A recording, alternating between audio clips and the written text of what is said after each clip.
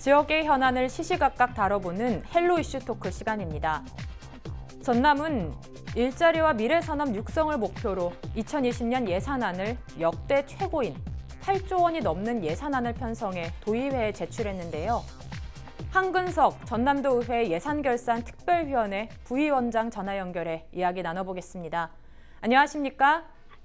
네, 안녕하세요. 한근석 의원입니다. 네, 2020년 예산안이 8조 원을 넘어섰는데요. 이로 인해서 기대되거나 우려되는 점들이 있을까요? 네, 전년 올해 대비로 10.7% 증액된 8조 1,588억 원으로 예산이 의회에 제출됐어요. 그런데 물론 기대되는 점은 청년이나 노인분들의 일자리 창출 부분이라든가 공익형 노민수당 도입으로 인한 지역경제 활성화적인 측면에서는 좀 긍정적인 측면이 있겠으나 재정 건전성 측면에서는 내년에 아마 지방채를 발행해야 될 것 같은 그런 건전성 부분에서는 약간 우려되는 면도 있습니다. 네, 기대되거나 우려되는 점들에 대해 말씀해 주셨는데요. 그렇다면 예산안 심의 과정에서 어떤 점들을 좀 눈여겨볼 생각이십니까? 네, 전남은 아시다시피 저출산 문제도 그렇고 이미 초고령사회에 진입되어 있습니다. 그렇기 때문에 복지 수요가 어느 광역 시도보다 높습니다. 그래서 취약계층이라고 할 수 있는 노인분들, 저소득층분들의 사회보장성 강화를 위해서 예산이 적절하게 편성되어 있는지 살펴볼 것입니다. 또한 저번에 말씀하신 일자리 창출 관련된 예산도 적절히 편성되어 있는지 꼼꼼하게 살펴보겠습니다. 네, 복지 부분이나 일자리 부분도 이제 적절하게 평가되어 있나 살펴보신다고 해주셨습니다. 네, 앞으로 예산이 낭비되지 않는 게 무엇보다 중요한데요. 이를 위해 어떤 노력들을 하실 생각이십니까? 네, 경상비 특히 행사비 등은 꼼꼼하게 살펴서 삭감할 수 있는 부분 적극적으로 삭감하겠습니다. 그래서 복지 부분, 일자리 창출 부분 예산에 편성될 수 있도록 전남 도의회에서는 꼼꼼하게 살펴보겠습니다. 네, 여기까지 듣겠습니다. 전남의 내년 예산안을 살펴보며 도정 방향에 대한 이야기 나눠보겠습니다.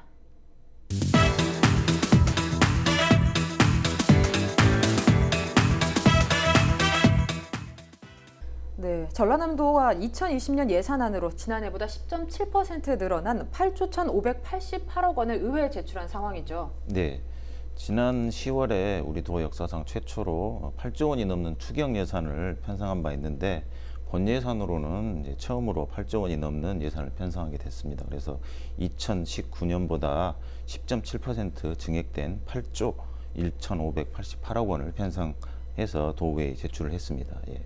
그래서 이제 전라남도의 의견을 좀 들어보니까 도민의 경제 생활 안정과 보건복지 분야, 일자리 창출 및 지역경제 활성화 분야에 집중해서 예산을 편성하고자 노력했다고 합니다.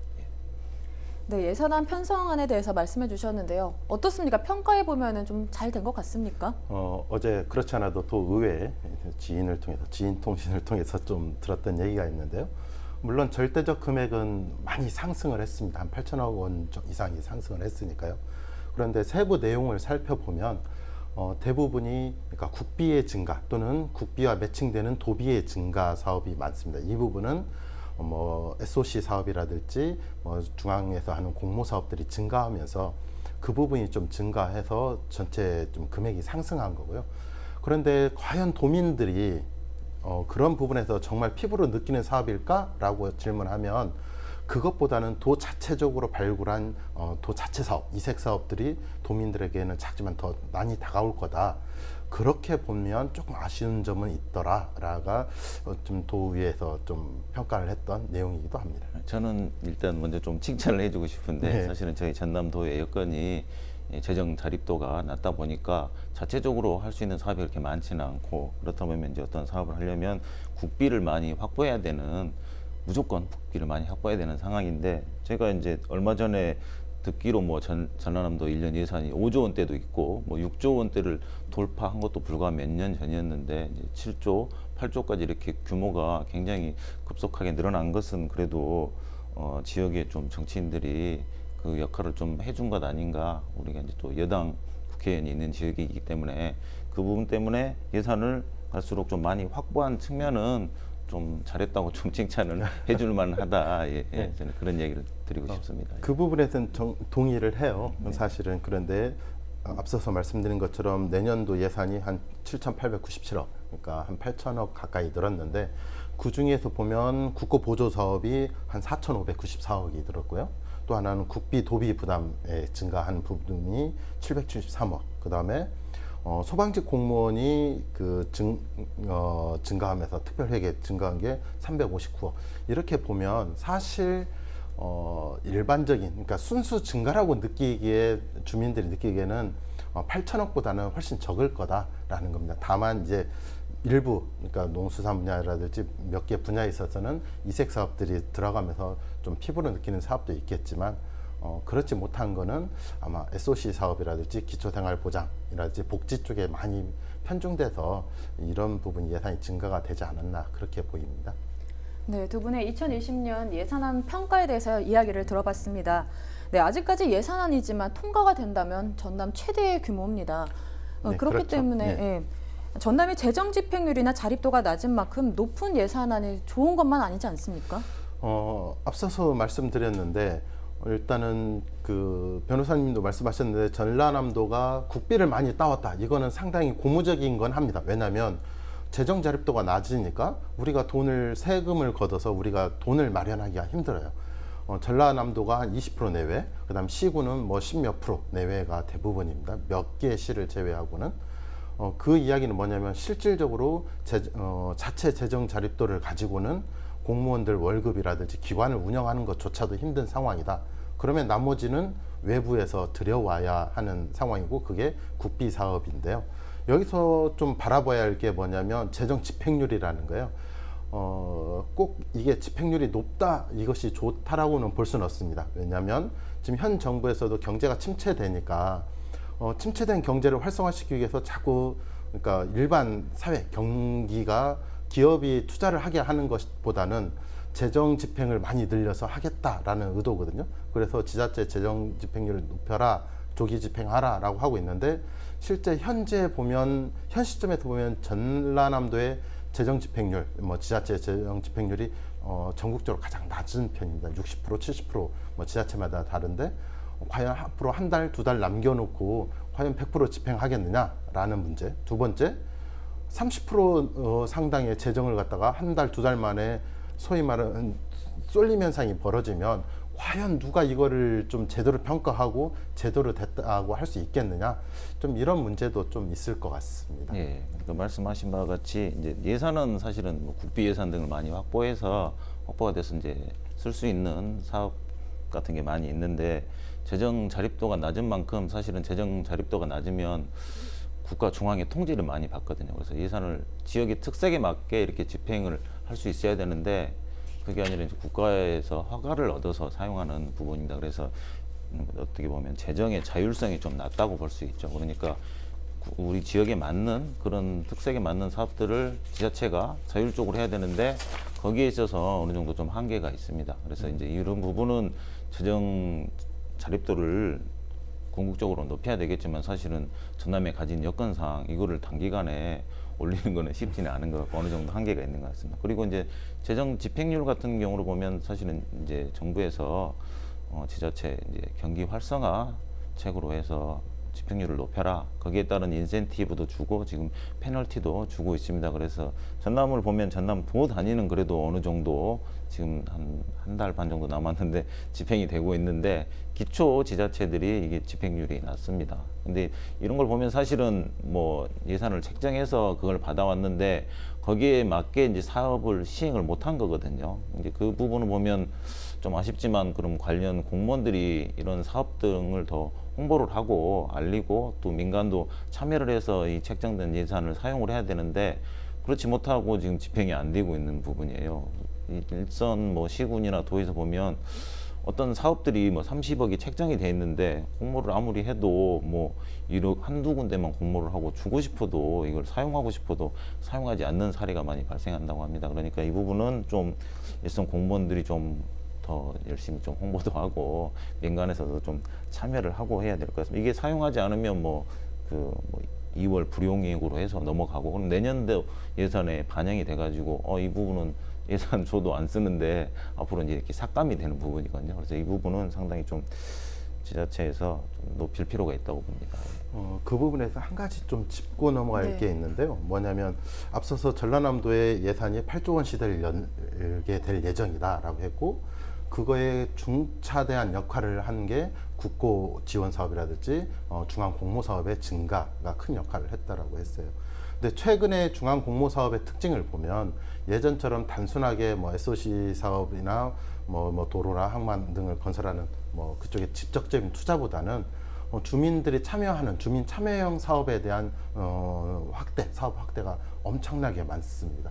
뭐 이후에도 저희가 한번 좀 다뤄봐야 할 문제이지만 그 어촌 뉴딜 사업이라든지 뭐 그런 사업들이 대표적인 것일 수 있어요. 그런데 전라남도가 분명하게 성과 지점으로 가져온 거는 뭐냐면 전라남도와 각 시군에서 성과 지점은 국비를 확보하기 위해서 공모 사업에 아주 발군의 실력을 발휘한 건 맞습니다. 이거는 모두가 칭찬하고 인정해야 할 부분인데 이 과정에서 일정 정도의 관주도 아니면은 주민 협의가 좀 부족한 부분이 있었어요. 그래서 당초 계획은 3년 동안 사업을 집행하고 계획을 해야 하는데 주민 협의가 안 되는 거예요. 실제로 예산이 확보돼서 왔는데 주민들은 나 그거 그렇게 동의하지 않았어. 아니면 막상 와보니까 야 그거 말고 다른 사업이 더 좋을 것 같아. 그러면 합의가 안 되잖아요. 그러니까 지자체에서는 재정을 집행하고 싶어도 하지를 못하는 거예요. 그렇게 되면 변호사님 말씀하신 대로 맞습니다. 2월 또 다시 2월 되면 나중에 왜 또 자꾸 2월이냐 해서 삭감 뭐 이렇게도 갈 수 있거든요. 이 부분은 좀 체크할 부분이 있고 아마 기재부에서도 조금 그런 지자체에 대해서 좀 통제 수단으로서 지자체 인센티브제를 하고 있는데 지금 보면은 뭐 조세정책연구원이나 균형발전위원회의 외부 평가가 56%, 사회 간접자원 사업 집행 현황이 16.5%, 지자체 조기 집행률이 16.5%, 낙후지역 투자 여부가 11% 정도로 해서 지자체에 대한 평가를 하고 점수가 높은 지자체에 대해서 인센티브를 주겠다라고 하는데 앞서 말씀드린 것처럼 지자체 조기 집행이 16.5%인데 이거를 좀 대폭적으로 늘리겠다라는 게 정부 입장이기도 해요.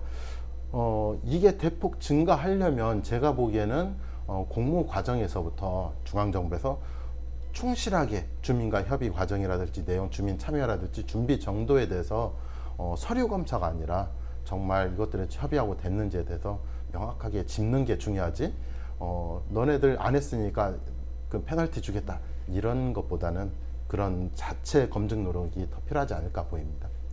네, 이제 적극적인 예산 확보를 위해 노력한 만큼 기대하는 효과들도 있을 것 같은데요. 어떻게 보십니까? 예, 그러니까 내년 전남 예산을 보면 사실은 분야별로 보건복지 분야가 2조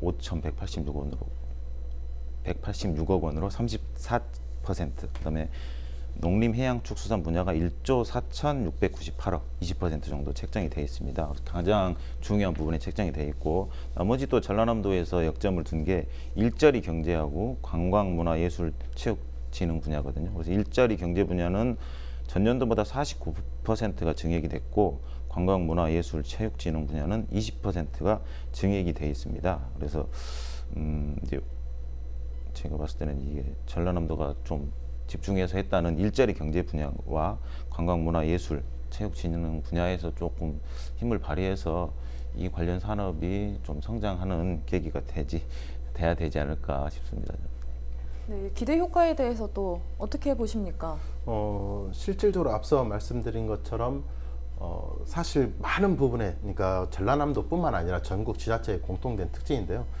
사람들은 8조 하면은 와 그거 우리 도민이 200만 명도 안 되는데 소위 말하는 n분의 1로 나눠주면 더 유용하게 쓰지 않을까라고도 얘기를 해요. 그런데 대부분의 돈이 사실은 최근에 복지에 대한 비중이 커지면서 사업과 관련된 어떤 경제활동과 직접적인 연관될 수 있는 지원이 좀 줄고 있는 것은 우리가 좀 주목해 봐야 할 부분인 것 같아요. 이런 측면에서 전라남도가 일자리 창출에 대해서 좀 직접적으로 투자하고 나서겠다라고 하는 것은 좀 매우 고무적인데 다만 기업을 하시는 분들의 입장은 뭐냐면 일자리 창출이라든지 기업에 대한 투자를 증가시키는 건 좋은데 일회성 증가, 즉 뭐냐면 단순하게 인건비 보조한다든지 단순한 지원 사업의 경우에 각 기업에서는 지금은 정말 좋은데 혹하고 받을 수 있는데 이게 1년, 2년 후에는 자기한테 부메랑이 될 수 있다. 왜냐하면 인건비의 비중이 나중에는 인건비 부담으로 지원이 인건비 부담으로 올 수 있거든요. 왜냐하면 정기적화하고 하는 과정에서. 그래서 이런 일회성 지원보다는 기업의 체질을 바꾼다든지 구조를 개선한다든지 이런 부분에 좀 적극적인 지원을 해줬으면 좋겠다 하는 게 좀 기업 하시는 분들의 의견이기도 합니다. 또 네. 한 가지 말씀드리면 사실은 이제 저희 전남 지역 산업 구조라든가 인구 구조 필연적으로 보면 이게 보건복지 분야라든가 농림해양 축수산 분야에 예산이 편중될 수밖에 없습니다. 그래서 이제 전남도에서는 많이 늘렸다고 하지만 일자리 경제라든가 관광문화 부분 비중을 보면 보건복지, 농림축수산만 해도 50%가 넘습니다. 그런데 일자리 경제, 관광문화, 교육 다 합쳐봐야 한 10% 정도밖에 안 되거든요. 예산 비중이. 그래서 이 부분은 이제 전라남도가 가진 인구 구조라든가 산업 구조에 좀 구조적인 문제도 있겠지만 일자리 경제, 관광문화, 교육 이 부분이 앞으로 이제 청년 문제라든가 저출산, 인구 문제와도 좀 연결이 된다고 보거든요. 이 비중을 조금 높여야 되지 않을까 싶습니다. 일자리 창출에 대해서 조금 더 해주실 이야기가 있을 것 같아요. 예산안 중에서 보면 좀 주목해야 할 부분, 특히 이제 저 개인적으로 농업이라든지 농촌, 농수산 분야에 대해 좀 관심이 많다 보니까 그런데 앞서서 말씀드린 것처럼 8조 원 중에 아주 이색적인 사업이 하나 있다라고 했는데요. 그게 농어민 수당 제도입니다. 아직도 좀 많은 의견이 분분하긴 한데 실제로 금액은 크지 않습니다. 그리고 그런데 이게 시군까지 다 합치면 한 1,200억 정도 되거든요. 도비하고 시군비까지 매칭을 하기 때문에 1,200억이면 경제 유발 효과로 따진다면 이게 상당한 효과를 가질 거다. 왜냐하면 지역 화폐로 이게 지급이 되기 때문에 단순하게 1,200억이 아니라 그 수십 배의 효과를 가져올 것이다라는 게 있고요. 특히 이러한 예산안이 왜 의미를 갖느냐? 농어민 수당이 최초로 도입된 게 어떻게 되냐면 주민 발의. 그러니까 주민들이 농어민 수당이 꼭 필요하다라고 주민 발의가 됐고요. 그래서 의회에서 도의회에서 이걸 제청을 하고 도청에서 도지사가 이것들을 제출을 해서 실질적으로 예산안이 수립된 거거든요. 가장 우리가 이상적으로 지방자치제가 도입되고 가장 이상적인 예산안을 수립하고 만들어냈던 과정이라고 할 수 있습니다. 네, 오늘 2020년 예산안에 대해서 두 분과 이야기를 나눠봤는데요. 네, 많은 예산이 예고된 만큼 이를 활용할 전라남도의 역할과 책임이 무엇보다 중요할 것 같아요. 어떻게 보십니까? 좀 주목해야 할 부분이 하나 더 있는데요. 뭐냐면 당초에 중앙정부에서 하던 많은 사업들이 문재인 정부의 공약으로 인해서 2020년도부터 지방 이양된 사업들이 많이 있습니다. 그게 뭐 앞서서 말씀드렸던 뭐 농촌개발이든 어촌개발 같은 그런 류의 사업들, 뭐 각 부처별로 사업들이 많이 있는데요. 지방 이양 사업들의 특징이 뭐냐면 예산의 항목이 소위 말하는 꼬리표가 달려서 나오는 게 아니라 전체 실링제로 거의 내려오게 되어 있습니다. 그러면 어떤 일이 벌어지냐면 시군 지자체장의 의지에 따라서 그 사업이 강화될 수도 있고 아주 대폭적으로 축소되거나 아니면 성격이 약간 변질될 수도 있는 그런 문제가 있습니다. 이런 부분에 있어서 사실은 중앙부처 입장은 뭐냐면 우리 지방으로 다 이양했으니까 너희가 알아서 할 문제다라는 게 현재까지 중앙부처와 관련된 뭐 각종 토론회에 가보면 그런 입장이거든요. 이 부분에 있어서 물론 전남도가 직접 나서는 것도 좀 애로사항이 있는 건 알고 있습니다. 다만 작은 부분이라도 이렇게 지방 이양 사업에 대해서 도비를 정말 일부분이라도 확보를 시킨다면 기존의 당초 사업의 계획대로 목적대로 견인할 수 있는 전남도가 감시할 수 있는 권리가 생긴다. 그래서 지방 이양 사업에 되도록이면 도비를 작은 부분이지만 매칭을 해서 본래 목적대로 좀 잘 갈 수 있게 해주면 도의 역할 그리고 지자체 역할들이 좀 균형을 맞출 수 있지 않을까 그런 생각을 해봅니다. 네, 오늘 2020년 예산안에 대해서 두 분과 하고 싶은 이야기들이 정말 많은데요. 시간 관계상 오늘 여기까지 이야기를 나눠보도록 하겠습니다. 다음에 또 기회가 된다면 두 분 모시고 조금 더 자세하게 구체적으로 이야기 나눠보도록 하겠습니다. 두 분 오늘 고맙습니다. 예산의 적재적소에 대한 지속관리와 보조사업 등 철저한 성과 검증을 통해 재원이 낭비되지 않길 바랍니다. 지금까지 헬로 이슈 토크였습니다.